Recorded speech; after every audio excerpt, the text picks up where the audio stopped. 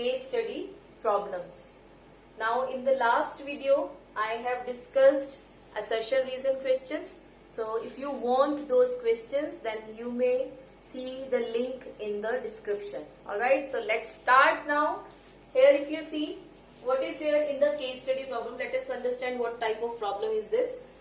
This is one passage is given to you and some of the questions will be given to you related to this passage. Right? Now what is to do? We have to read this passage carefully and then we have to give answers of these questions. 4 or 5 questions will be given to you. Last time what was happening? 5 questions were given to you and you have to give answer of 4 questions. Now let us start doing. What is there? A school conducted a seminar.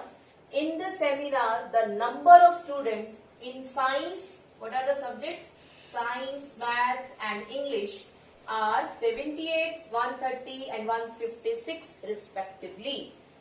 Now these many students are there of different subjects. They want same number of students to be seated in each room. They want each room should have same number of students. This is very important thing. Now after this what they said? They said all of them being in the same subject, and it will not happen that in the room where math students are sitting, in that room science students will also sit. No, this is not allowed. Science students will sit in the room wherever all the science students are there, or English will sit there wherever English students are sitting.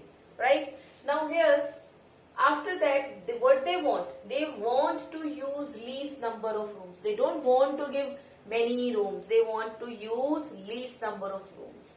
Right? Now let us come on to the first question. We have to find out number of students to be seated in each room. How many students will be there in one room? That is to find out under these conditions. Now one thing, if we want less number of rooms to be occupied, then obviously we want to make more children to be seated in one room, right? But we have to keep in mind that the number of students which are sitting in one room should be equal to the number of students sitting in the second room, and the subject should be same. It means what is to find out? How to find out this? Obviously, yes, HCF. So we will find out HCF of 78, 130 and 156. So here if you see 78, how to find out HCF? We know prime factorization method. So let us start prime factorization method. So prime factorization of 78 will be 2 times 39, 3 times 13. So 13 one time. So 78. If you see 78, prime factorization is 2 multiply 3 multiply 13. So let us find out prime factorization of 130 also. So 130, the prime factorization is 2 6 times, 2 5 times. So 5 times 13. So 13 one time. So what is there? What did you get here? The prime factorization of 130 is 2 multiply 5 multiply 13. Now after this 156 is there. So 156. Now let us find out prime factorization of 156. So 2 7 times, 2 8 times. Now see 78 is there, so these will come. So 2 39 times, 3 13 times, 13 one time. So here 156 is there. So its prime factorization 2 is coming 2 times and 3 is 1 time and 13. So the prime factorization of all the 3 numbers we have written. Now as we know, to find out, to use least number of rooms, we have to make them sit more and more in one room, keeping in mind same number of students should be in all the rooms and the same subject should be there. So that's why we have to find out HCF. Now to find out HCF, we know what is HCF. product of the least powers of the common factor. So first of all, let us write the common factors. So what are the common factors? Common factors are 2 and 13, right? So highest common factor means product of the least power. So 2 power 1 is the least one here.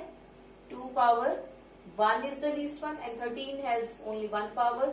So the HCF is 26. So the right answer is B option. Wow. So we got here answer of first question B. This is the answer. Now let us move on to the next question. Find the minimum number of rooms required. Now they are asking us under same condition, what are the minimum number of rooms? Now if total number of students of science are 78 and in one room if we have to make them sit 26 only. So we know how many students will be there. Sorry, how many rooms will be there for science. So let us find out part 2 here. 78 divided by 26 will give you the number of students of science. So it will be what? It will be 3. So 3 rooms are required for science students. Now let us find out for maths. So 130 divided by 26. 130 divided by 26, we are getting here 5. So 5 rooms are required for math students. And for English, if you see 156 divided by 26, so 26, so these are 6. So how many total rooms are there? 6 plus 3 plus 5. So 3 plus 5 plus 6 is giving you 14. So what is the answer? A option. So the answer of the second part is A option. Right? This is the answer. Alright. Now, let us move on to the third part. 156 can be expressed as a product of primes as out of these. So, we have already done the prime factorization of 156. If you see, 156 prime factorization is there. So, let us check which one is the correct one. So, this is cube, no. This is square, this may be, but 3 cube is there, no. This is rejected, this is the right answer. So, the third part has answer D option. So the answer is D option, right? So we have done 3 parts. Let us move on to the fourth part. So I'm going to erase this.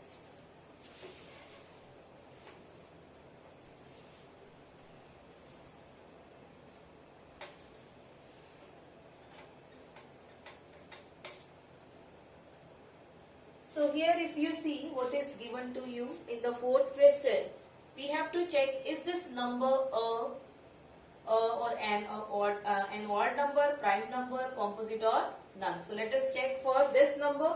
So we know whenever this type of number is given to you.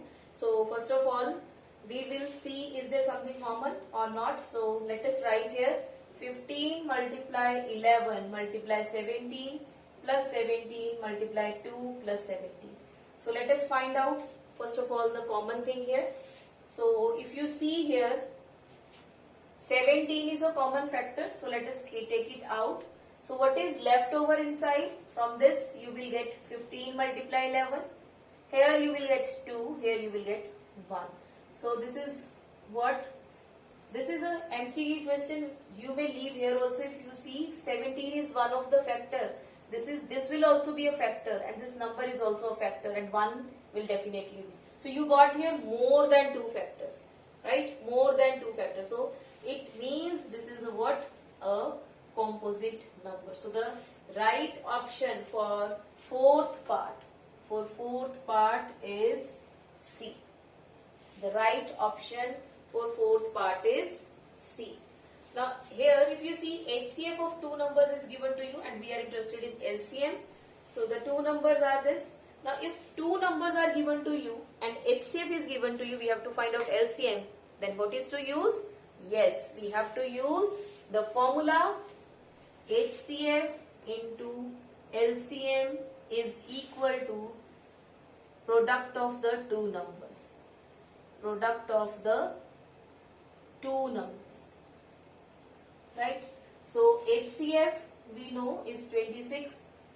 LCM is missing, so we have to write here LCM only. Product of the two is 78 into 130. So LCM will be what? 78 multiply 130 divided by 26. So cancel it. 13 2 times. 13 2 times, 13 10 times. So it will be 2 3 times, 2 6 times. 2 9 times. So the answer is 390. So the option A is the right answer. So answer is A option. Right? This is for your fifth part. I hope you understood each and every question of this case study problem. Now the next video will be of case study only. We will discuss more case study problems and then we will shift to the another typology. Thank you so much all of you.